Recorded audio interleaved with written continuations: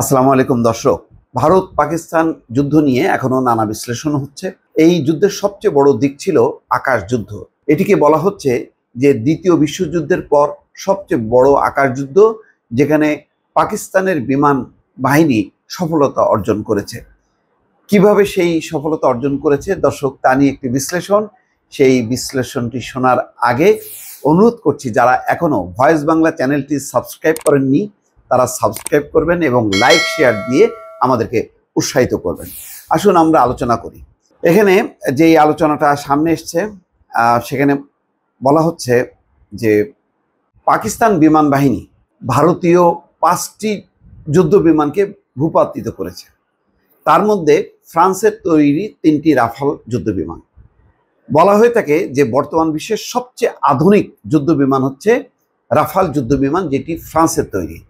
কিন্তু ফ্রান্সের তৈরি এই 3টি যুদ্ধ বিমানকে ধ্বংস করেছে চীনের তৈরি জে-10 যুদ্ধ বিমান।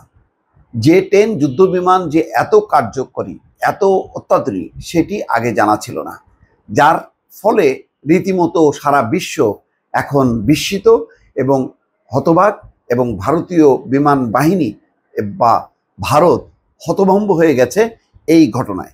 দর্শক, এর একটি ব্যাকগ্রাউন্ড আছে যে পাকিস্তান বিমান বাহিনী জে-10 যুদ্ধ বিমান ব্যবহার করার ফলে যেই সফলতা অর্জন করেছে তার একটি ব্যাকগ্রাউন্ড আছে। যেমন এখানে বলা হচ্ছে যে চীনের সাবেক প্রেসিডেন্ট জিয়াং জেমিন 1994 সালে একবার যুদ্ধ বিমান নির্মাণ কেন্দ্র পরিদর্শনে গিয়ে বলেছিলেন, চীন এমন একটি যুদ্ধ বিমান তৈরি করছে যা পারমাণবিক বোমার চেয়েও বেশি কার্যকর, এবং বাস্তবে সেটি তারা প্রমাণ করেছে। পুরোপুরিভাবে জে-10 যুদ্ধ বিমান তৈরি করতে চীনের প্রায় 2.5 দশক সময় লেগেছিল। এটি এমন একটি প্রাণঘাতী যুদ্ধ বিমান যা আকাশ যুদ্ধে যেমন সক্ষম, তেমনি স্থলভাগেও হানা দিতে পারে, এবং সমানভাবে স্থলভাগে এবং আকাশ ভাগে, দুই ভাগেই সমানভাবে দক্ষ। 2000 দশকের মাঝামাঝি যুদ্ধ বিমানটি চালু করা হয় এবং 2018 সালে এটি যুদ্ধখাতে যুক্ত হয়। কিন্তু 2018 সালে এটি যুদ্ধখাতে যুক্ত হলেও এটি কিন্তু কখনো মাঠ পর্যায়ে প্রমাণিত হয়নি। জে-10 যুদ্ধ বিমান নিয়ে কোনো দেশ যুদ্ধ করেনি, ফলে এটা প্রমাণিত হয়নি যে এটা কতখানি কার্যকর। পাকিস্তান বিমান বাহিনী প্রথম এই যুদ্ধ বিমানটি বাস্তবে প্রয়োগ করেছে এবং অসাধারণ ফলাফল অর্জন করেছে। 7ই মে ভোররাতে এই যুদ্ধ বিমান প্রথমবারের মতো সরাসরি যুদ্ধে অংশ নেয়। ভারত এবং পাকিস্তানের মধ্যে হওয়া এই আকাশ যুদ্ধকে দ্বিতীয় বিশ্বযুদ্ধের পর সবচেয়ে বড় আকাশ যুদ্ধ হিসেবে ধরা হচ্ছে। চীনের ঘনিষ্ঠ এবং নির্ভরযোগ্য মিত্র পাকিস্তানই চীনের বাইরে একমাত্র দেশ যাদের কাছে রয়েছে জে-10 যুদ্ধ বিমান। এটি চীনা যুদ্ধ বিমানটির 3য় এবং সর্বশেষ সংস্করণ। এর আগ পর্যন্ত কিন্তু চীন ছোটখাটো অস্ত্র তৈরির ব্যাপারে তার একটা নাম ছিল, কিন্তু এত আধুনিক যুদ্ধ বিমান যে তৈরি করতে পারে এটা ভারত সহ অন্যান্য পশ্চিমা দেশগুলো অবজ্ঞা করেছে। এখন দেখা যাচ্ছে এই জে-10 যুদ্ধ বিমানই অত্যন্ত কার্যকরী, যেটি দিয়ে ভারতের 5টি যুদ্ধ বিমান ভূপাতিত করেছে পাকিস্তান।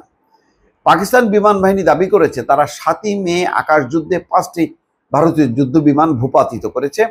এর মধ্যে 3টি ফ্রান্সের নির্মিত অত্যাধুনিক রাফাল যুদ্ধ বিমান।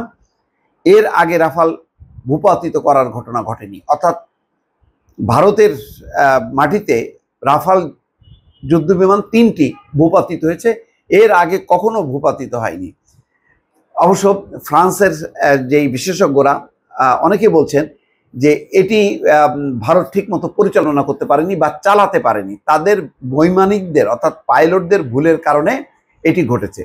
এটি একটা চাপা দেওয়ার মতন, কেননা এগুলি যখন নাকি আকাশে তারা ব্যবহার করেছে তার আগে বহুবার তারা ট্রেনিং করেছে, তারা পরিচালনায় মহড়া দিয়েছে।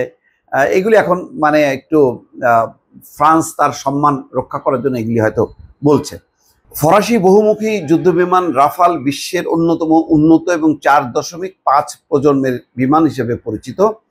ভারত 2022 সালে এই বিমানগুলো সংগ্রহ করেছিল, 2000 থেকে 2022 সালের মধ্যে। এটি এখন IAF এর আকাশবহরের সর্বোচ্চ শক্তির প্রতীক। পশ্চিমা বিশ্বের পরীক্ষিত যুদ্ধ বিমানের বিরুদ্ধে জে-10 এর এই প্রথম সফল লড়াই এক গুরুত্বপূর্ণ মাইল ফলক তৈরি করেছে।